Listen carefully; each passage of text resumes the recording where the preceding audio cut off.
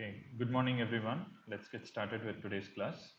So in the last class, we were looking at the different classes of power amplifier, right? We looked at the class A power amplifier, the class B power amplifier. We also looked at the class AB and the class C power amplifiers, right? Now today we have to look at the D, E and F power classes of power amplifiers, right? Now, before we go there, I thought I'll just do a quick derivation or quick analysis of the uh, behavior of a typical class B power amplifier and why does it have, what it has, right? So if you recall in the last class, what is a class B power amplifier? A class B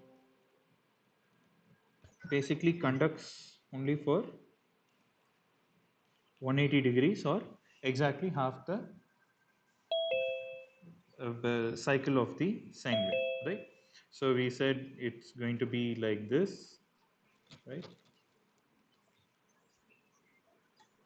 So if you look at the recent literature, right, this has kind of become a very standard structure.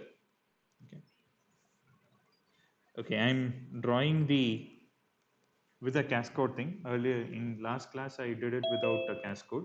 So here, what happens is like you can. This is what is called as stacking of PAs.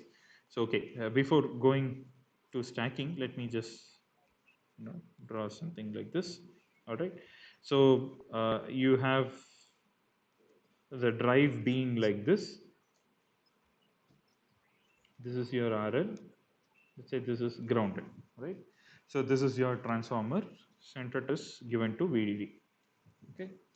Now, what happens when in one direction, let's say the current is flowing, the other direction the current doesn't flow. So ID1, let's call this as ID1 and let's call this as ID2, right? ID1 is going to be like this, right? And ID2 is going to be something like this, okay? So in other words, they look like a half wave rectified sine wave, right? Now, what is the actual power that is delivered to the load? Let me call it PL or the RF power that is delivered to the load. So that is going to be RL times I peak squared by 2 into, let's say, M by N. So what is M and M? What is N? So basically, let's say this transformer is M is to N, right? So if, let's say, this is I peak, all right? So the total current that is flowing here is going to be I peak into M by N times because of the transformer ratio, right? That is going to be the amplitude. So that in I squared, I RMS squared by RL, I RMS or IP squared by 2 into RL is your power that is delivered to the load. Okay. Now what about V out? It's basically nothing but I M by N IP times RL, okay, into let's say sine omega naught t. Okay, that's the sinusoidal signal. Now, what is the power drawn from the supply? Okay, what is the power drawn from the supply? So let's say I supply, the waveform is going to look like what? It's going to look like something like this. Right? So this is a fully rectified signal. Okay, so if you look at the I DC value for this one, it can be written as 2 times IP. So this value is IP, right? 2 times IP by pi. Okay. So the reason being that, I mean, if you do the Fourier expansion, I think somebody's mic is on. So in case you have some question, you can ask, or else I would request you to mute the mic. Right, thank you. So the DC value for this waveform is 2 times IP by pi. And therefore, the power drawn from the supply can be written as what? VDD times 2 times IP divided by pi. Okay. So now, what is the efficiency? efficiency can be written as the power delivered to the load divided by the DC power. So that will work out to be what? Pi divided by, so let us write the whole thing. So it becomes m by n the whole square RL times IP squared divided by 2 divided by 2 times IP by pi into VDD. So pi goes up and you have divided by 4 VDD into IP squared. So this becomes m by n the whole squared into IP times RL. This is your efficiency. Right? Now, what is your peak efficiency? So for peak efficiency, you basically say that the VP, the peak amplitude reaches VDD, right? So which means what is the V peak? It is basically m squared by n squared times IP into RL. So if this becomes VDD, what do you get? The efficiency becomes pi by 4, which is basically around 79%. So this is basically your theoretical max efficiency. So obviously in a class B amplifier, your actual efficiency will be much lower than this. So typically if you look at CMOS PS, their peak efficiency would be kind of around maybe 30%, 20 to 30%. Some, SOI processes you might get around 40%, but typical bulk CMOS processes, you get 20 to 30% would be what is usually reported. Okay, and this is the peak efficiency, not even the this not the operating efficiency. Okay, and usually you don't get a perfect class B amplifier. You usually have a class AB amplifier. Okay, so this is how we calculate the efficiency. And in fact, in practice, what happens is you basically measure the current. In simulation, what you would do is measure the current taken from VDD and take the average or take the RMS value and see what is the DC power. Okay. Now let us move to, so if you look at class A, B, okay, let's say classes A, B, AB and C, all of them are what are called as linear PAs, because you can put you can put the amplitude modulated signal through these PAs, and as long as it is linear, it will be able to a decent level amplify it linearly, right? So obviously you cannot do it at the max P out. You will have to kind of back it off. We have seen that in some of the earlier classes. So you will reduce the output power, keep it in the, so for example, let's say this is x-axis is P in, y-axis is P out.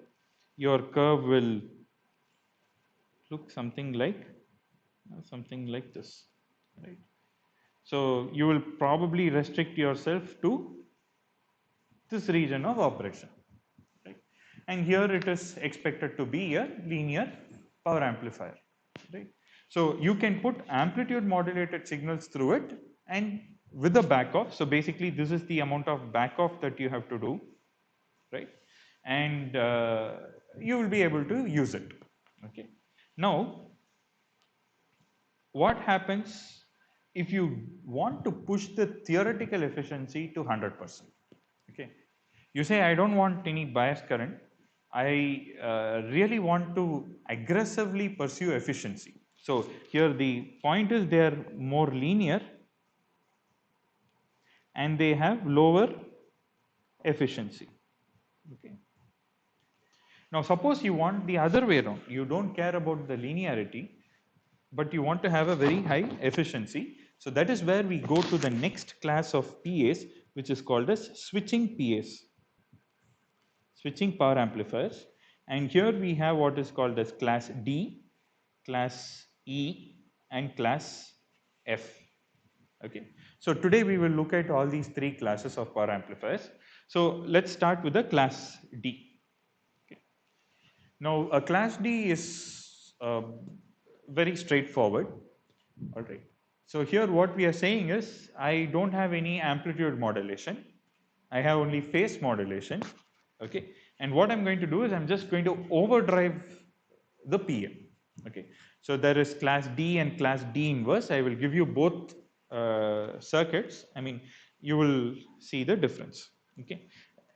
Now, let me draw the circuit and you can tell me whether you know this circuit.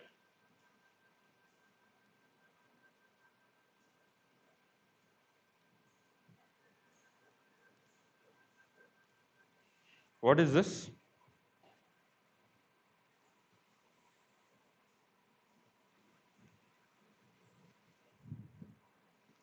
What is this part of the circuit?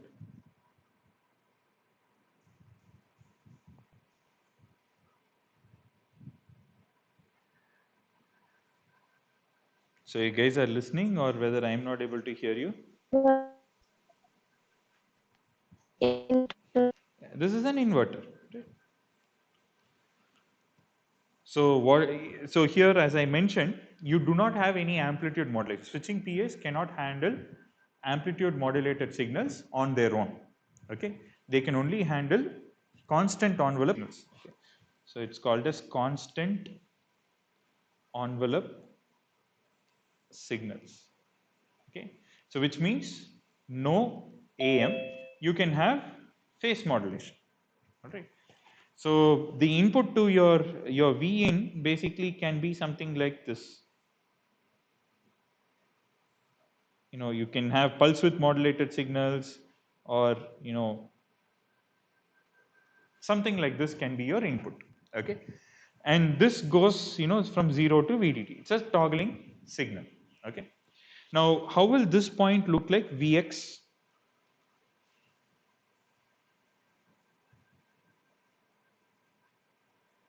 What do you expect at Vx?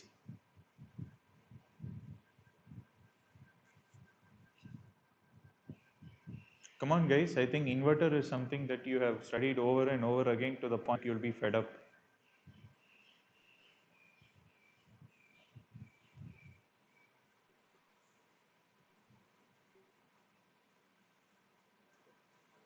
Just qualitatively tell me what will be Vx in relation to Vn.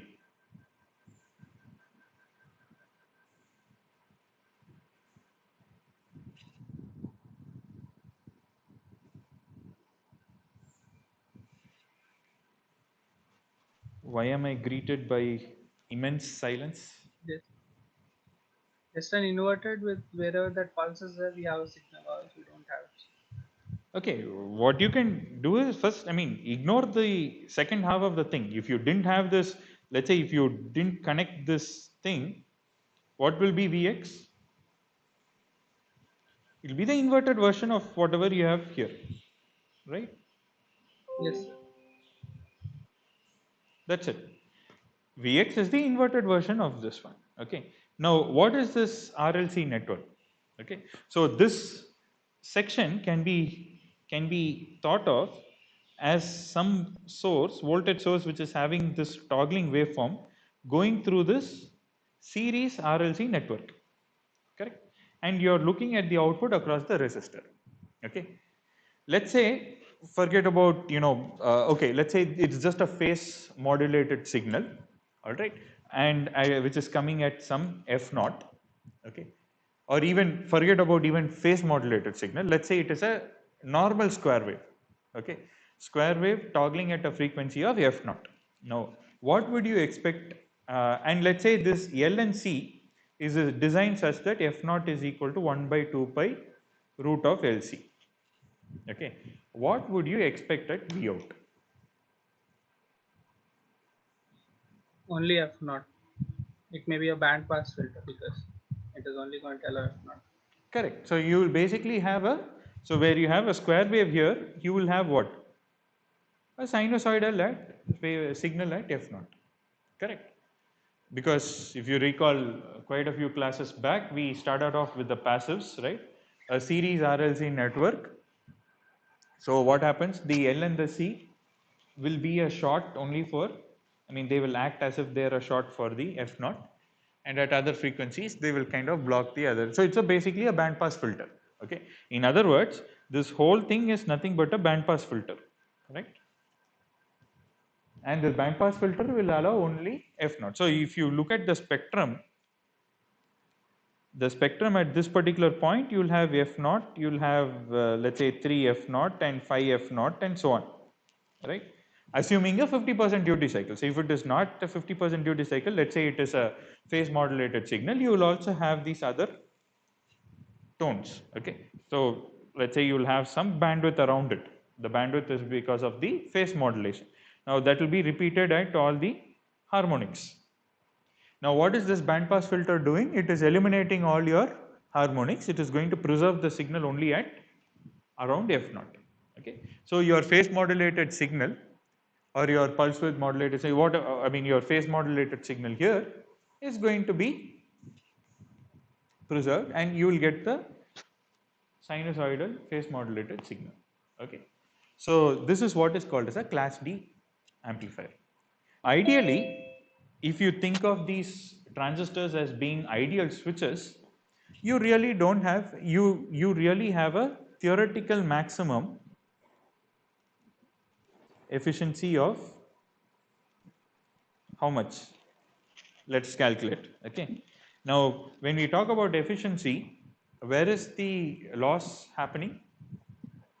If you look at a class B or a class AB amplifier, right? The Correct. There is a static current. static bias current which is flowing and then that is happening. But here in an inverter, what happens? If you assume that both these transistors are ideal switches, right? So let's say let's draw some waveforms so that we understand better. One doubt. What is the input we are giving on the Yeah, square it pulse, is a right? phase modulated square pulse. Yeah, Okay. which basically means that it has varying duty cycle, nothing else. Yeah. Okay. Varying duty cycle, and not only duty cycle, it also, I mean, the time period will change slightly, right? So you, Then that will be called PWPFM. PWM will, okay, PWM will have only duty cycle variation, but if you have a phase modulated signal, Huh. right? So you will have period plus phase, I mean, duty cycle variation, right? So if Okay. you look at a sinusoidal signal, if you have something like this, I mean, a phase, I mean,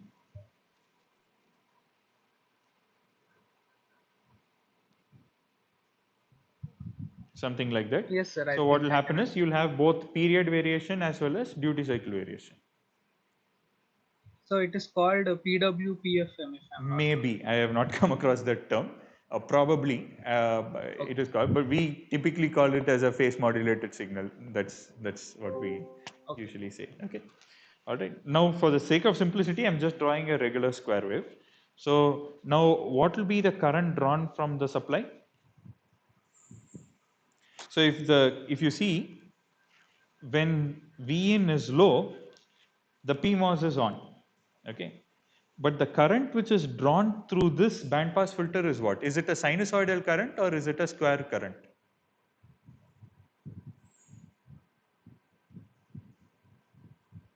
Let's assume ideal switches. Okay. Let's say it is a switch like this. What is the current waveform flowing through this band pass filter? Let's say I naught. Square wave, sir. Y The square square wave. one. Because when V in is zero, the Upper upper switch switch is is on. on, It will and draw the then when current. V in is high, the lower switch is on, correct? And this Vx waveform also we drew here, right? That is also square waveform, right? Let's say Vx is going to look like this, correct? Let's say, At the desired frequency, if not, we just see a short, right, sir? So it will be at I naught itself. correct. So my question is, I naught, will it be square shaped or sinusoidal?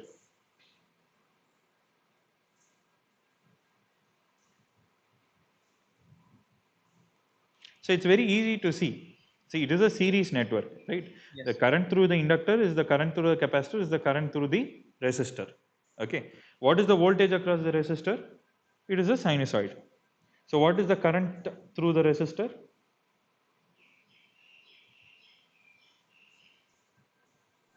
It be is a a sine. sinusoid, right? This is a band pass filter. We all agreed that in this arrangement, when you have a square wave driving a band pass filter, the output is going to be a sinusoidal signal, right? We all agree that. Yes, sir. So other harmonics will be also there in I naught, right? So they'll be like oscillating between the inductor and capacitor. The volt, no, that oscillating between the inductor and the capacitor, so if you measure the voltage across the inductor and the capacitor, the voltages will be very high, correct? In a series RLC, the current is constant, but the voltage will be q times that of your input voltage, right? So that will be, opposite phase of each other, but the current through both of them is constant, right? Because it's series thing. Where else will the current go? Okay. Current has no other path. Right? Current is like water. You don't give path, it cannot flow, right? So the current. So basically, the voltage across the resistor is sinusoidal. So the current through the resistor is also obviously. So if you write this as Vp sine omega naught t, I naught can be written as Vp divided by RL sine omega naught t. And the current has nowhere else to flow, right? So the current flowing through the load is actually sinusoidal.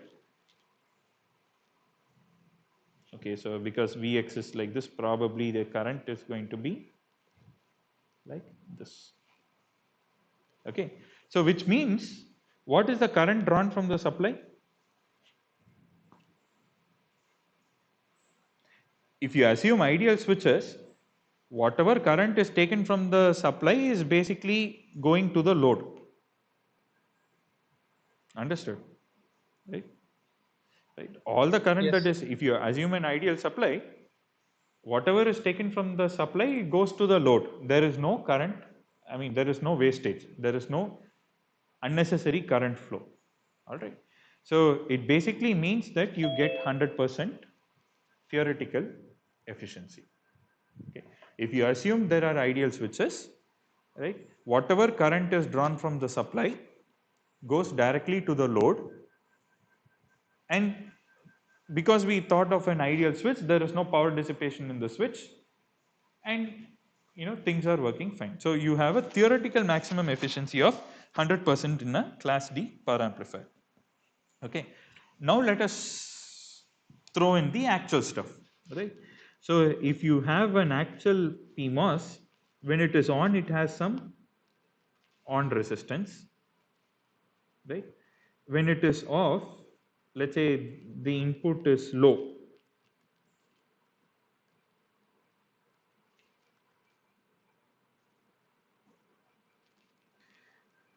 when the switch is off, what do you have? You have some fairly large amount of capacitance here. So the network, actual network now gets modified as something like this. Okay. Now tell me, do you see some problems here? If not problems, probably degradation in efficiency.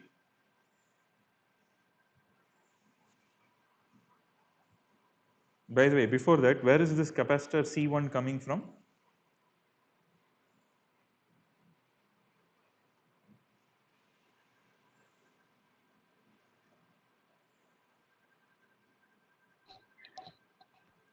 The The parasitic capacitance. capacitance at this node, because this is a transistor, and obviously because it's a power amplifier, it has to push a huge amount of current, right? So these transistors will be extremely wide, right?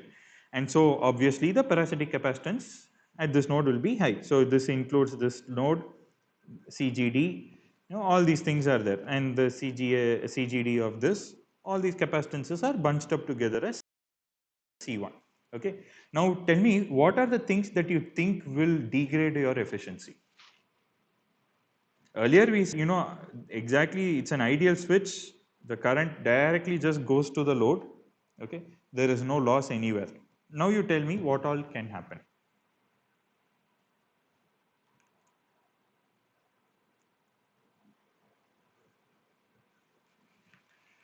First thing I can say is R on will dissipate power, correct? In other words, as current flows through this, there is going to be a voltage drop across it. It will dissipate power, right? I on I squared R loss is going to be there in the switch. Okay. So obviously that will degrade your efficiency. Another way to think about it is, because there is an on resistance here, the voltage waveform here itself is different, right? So therefore all the, I mean, instead of saying, you know, the entire current directly goes here, you get only a reduced voltage here, and therefore the current through this will also reduce. Okay, basically there is a loss, right? Now secondly, what about C1? C1 needs to be charged and discharged, right? So in digital VLSI, this is what we talk about as the dynamic power, right? When you have an inverter, you have to charge that capacitor, discharge that capacitor. What is the power? I mean, what is the power taken to charge and discharge a capacitor?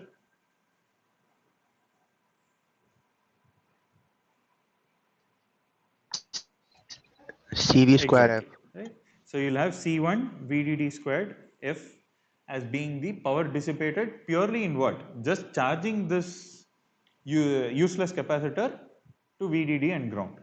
I mean, I call it useless capacitor, but because it really is not doing anything for our power amplification, but you have to live with it, right? You cannot have a MOSFET without parasitic capacitance, right?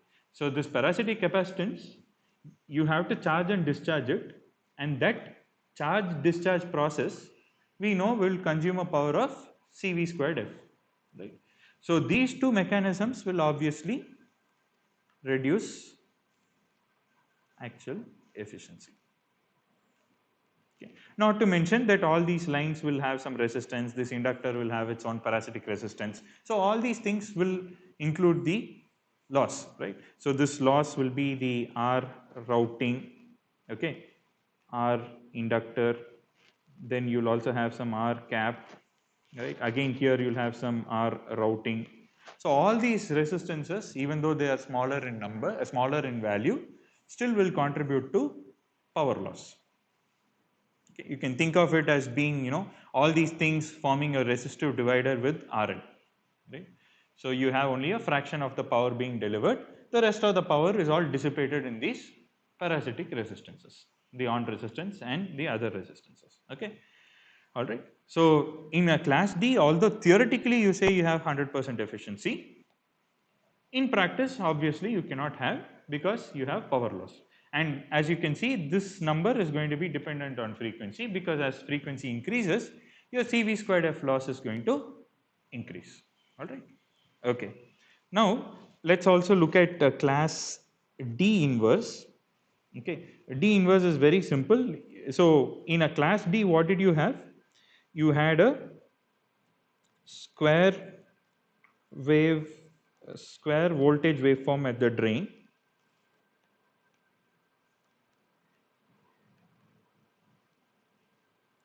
across the drain,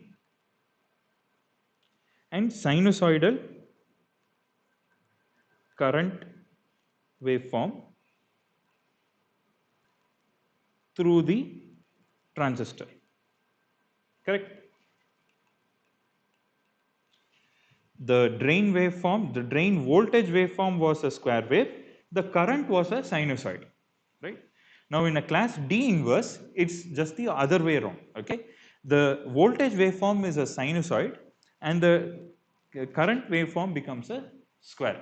So how do you do it? So here what happens is you have two transistors stacked up, right? You basically put them in parallel.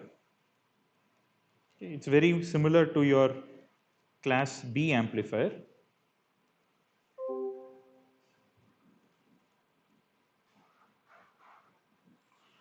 Okay, so this is a transformer, and I mean you can have the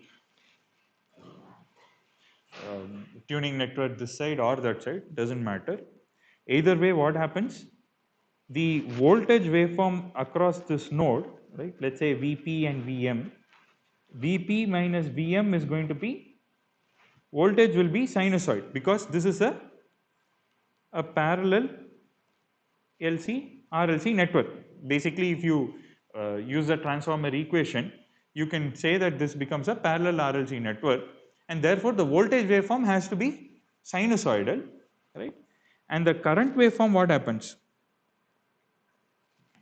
Because this is a switching signal, so here again you have complementary switching waveforms here, right? So the voltage waveforms now, the drain voltage becomes square, sorry, the drain voltage becomes sinusoidal and the current becomes a square, okay?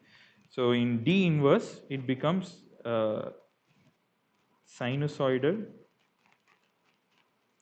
voltage drain, sinusoidal drain voltage waveform and square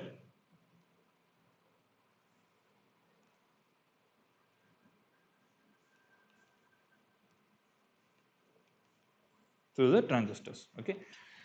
So this is the difference between class D and class D inverse. Obviously, again you have the same problem. You have the capacitor, which is and so the switches. I mean, these two transistors act as switches, and the switch currents are going to be, I mean, switch on resistance will come into the picture. The parasitic capacitances are there.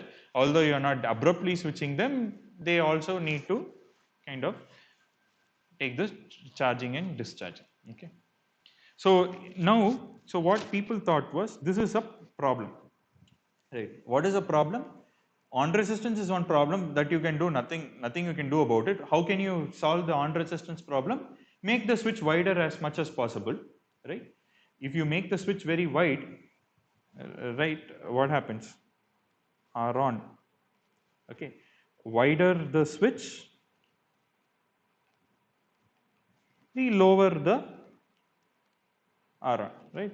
R on can be, because now the transistor is in the switching state, so which means it goes between the triode region and the cutoff region. In the triode region, approximately you can write the equation as mu n C ox W over L VGS minus VTH. Here VGS is fixed, it is VDD, right? The other parameters are fixed. So as you increase the W by L ratio, your on resistance basically starts dropping down, okay? But what is the flip factor here? As you keep making the device wider and wider and wider, your on resistance keeps going down. So W by L increases, on resistance goes down, but what happens? The parasitic capacitance increases because you're increasing the area, the capacitance increases. So in a class D power amplifier, the CV squared F term starts to take over. Alright. So this is the trade-off that you have, right? So people thought, we should do something to take care of this trade-off, and so they said, okay, we will do something such that, let's say we have a switch. Let's say you have the choke, you have the transistor. Now the power dissipation in the transistor happens when there is a voltage and a current simultaneously across the transistor. In other words, if this is the voltage waveform, right, the voltage is going up, the current should basically come to 0, right? And when the voltage is 0, you can have current, okay? Basically, you will have problem in this transition region, okay? So in the class D amplifier, your main problem happens in this region, right? This is where the capacitor needs to get discharged and charged, and in the transition region, you will also have some crowbar current flowing, right? And there is simultaneously some voltage and current being present, right? So there were two brothers who were called as, they were called as the Sokal brothers, SOKAL. So they came up with a technique. They said, we are going to put some network here, And what this network is going to do, of course, we will not go into the math of the whole thing. It's a fairly complicated math. But what they said is, we are going to shape the waveform at the drain. So they said the waveform at the drain. So let's say the V in is going to be like this, right? Let's say,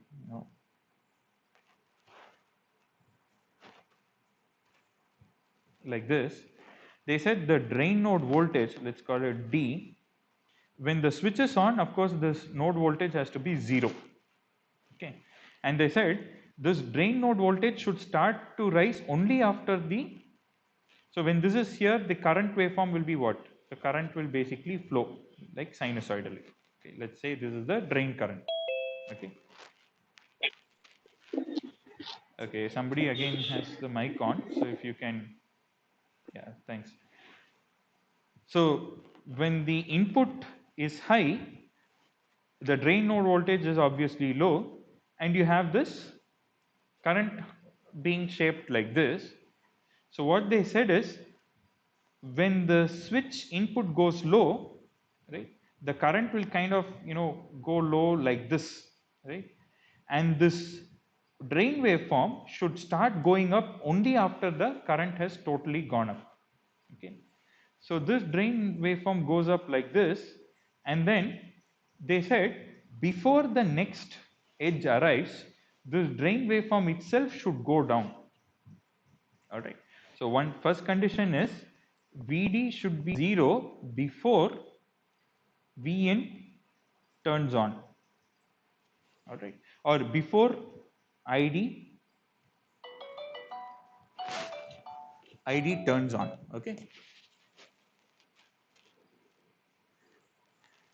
So the drain waveform itself is, let's say this is kind of a squarish waveform, right? The drain waveform should come down to ground even before the switch turns on. Okay, this is their first condition. And they said the slope of this dVd by dt should also be 0 by the time the switch turns on. The slope, so this is what is called as zero voltage switching. You might encounter this in power electronics also, ZVS. So by the time the switch turns on, the drain voltage should go down to 0. Not only should the drain voltage go down to 0, the slope of the drain voltage should also go down to 0. Okay. So now what are they achieving? They are kind of eliminating this, basically this transition region. Okay. So this is what is called as a class E power amplifier. Okay. Class E power amplifier, of course, again theoretical efficiency is 100%. Practically you will have a little lower efficiency, but definitely class E has a much higher efficiency than class D. Okay. And so it is not very commonly used in CMOS power amplifiers because this peak voltage goes up to 3.6 times VDD. Okay, so because of reliability issues mainly you don't use, but there have been quite a few papers and quite a few literatures also, but then it's not very routinely used. Okay, but people have been exploring this option as well. Okay, but the advantage is that you get a very good efficiency. Okay, so this is what is called as a class E power amplifier. In microwave power amplifiers, like or MMIC power amplifiers, this is a very popular one because it gives you excellent efficiency. All right. So we will not go into the math of the thing and so on, but this is the concept behind class E power amplifiers. Okay. Now, lastly, let's look at class F power amplifier. Now, the class F power amplifier also tries to achieve something similar. Okay, where this okay, just before I go to class E, this matching network is not extremely complicated and so on. It looks like this. This is actually a choke. Okay, in modern CMOS implementations, it need not be a very high input inductance. It can be a lower one, and there is a capacitance C1.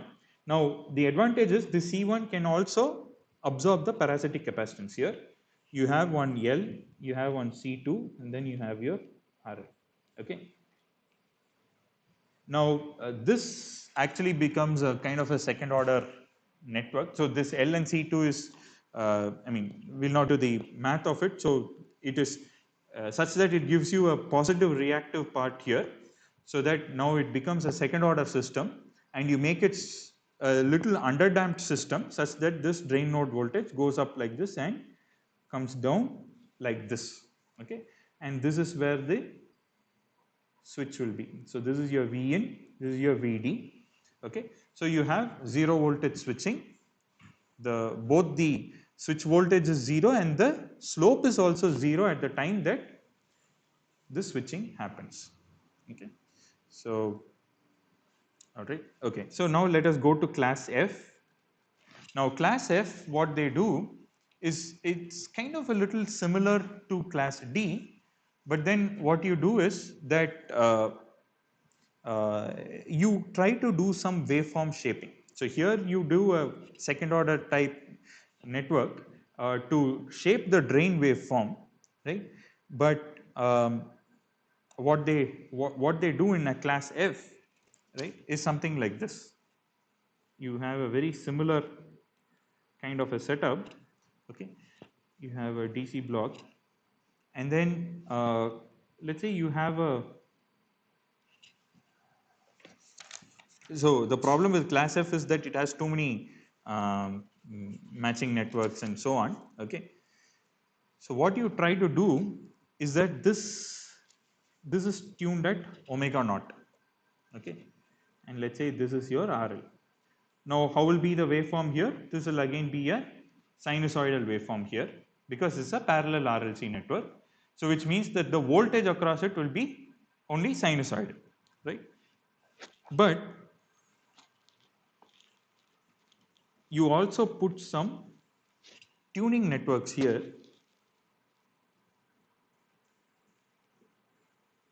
Okay. So let's say this is tuned to 3 times omega naught, this is tuned to 5 times omega naught, okay, and this is tuned to omega naught. Now what happens at, if you take a parallel LC network, at resonance what happens? That structure becomes an open or does it become a short?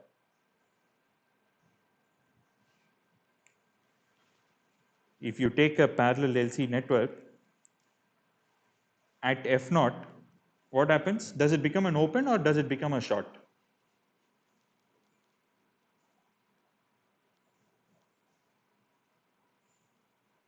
What, you guys are saturated for today's class? Sir, It will be an open. open, right? Yes, Right? sir. So what we are saying is, if you look at the input impedance from here, the input impedance is like this. It is you have RL at F naught, open circuit, let me just say open circuit at 3 F naught, open circuit at 5 F naught. Now if you have something like this, what type of a voltage, what type of a current flows here?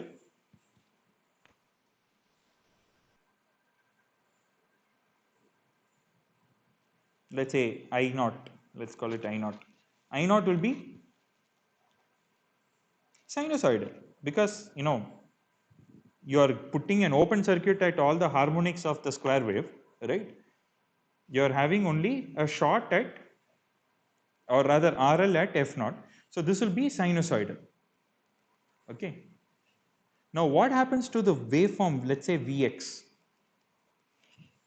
Now Vx is seeing an open circuit at 3 F naught and 5 F naught, which means that you are not drawing current at those frequencies, okay, which means there is a high impedance at those frequencies, and therefore this can be a good square wave.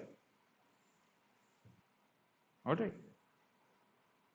In other words, it is like doing some harmonic enhancement, right, or harmonic enrichment, or however you can call it. Sometimes, this is what is called as wave shaping by using harmonic terminations.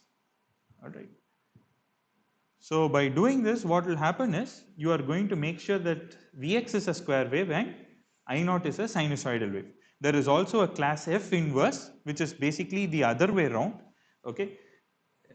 let me just give it, and maybe you can just ponder about it.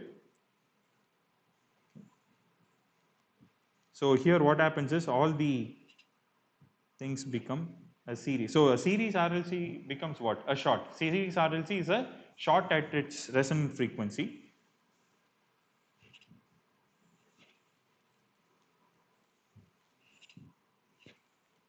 Okay. This is tuned at 3f0. This is tuned at 5f0. Now what happens to the impedance here? The impedance here becomes RL at f0. This is at f0, and becomes a short circuit at 3f0, short circuit at 5f0. Right.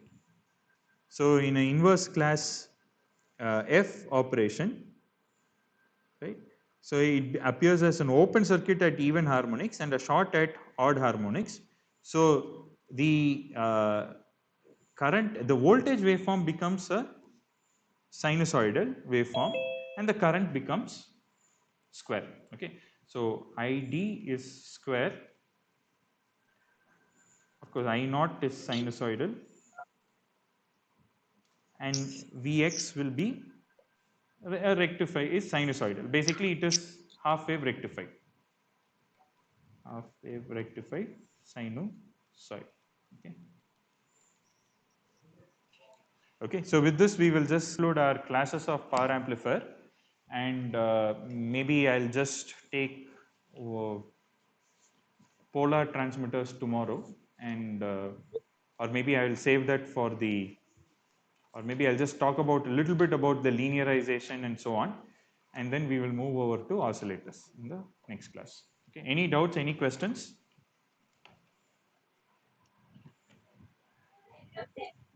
Okay. Okay, thanks everyone. Have a nice day. Sir, quiz one Yeah, man, I papers. still haven't corrected.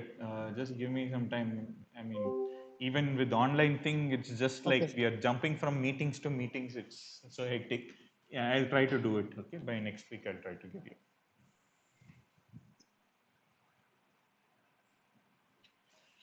Okay, thanks everyone. Have a nice day.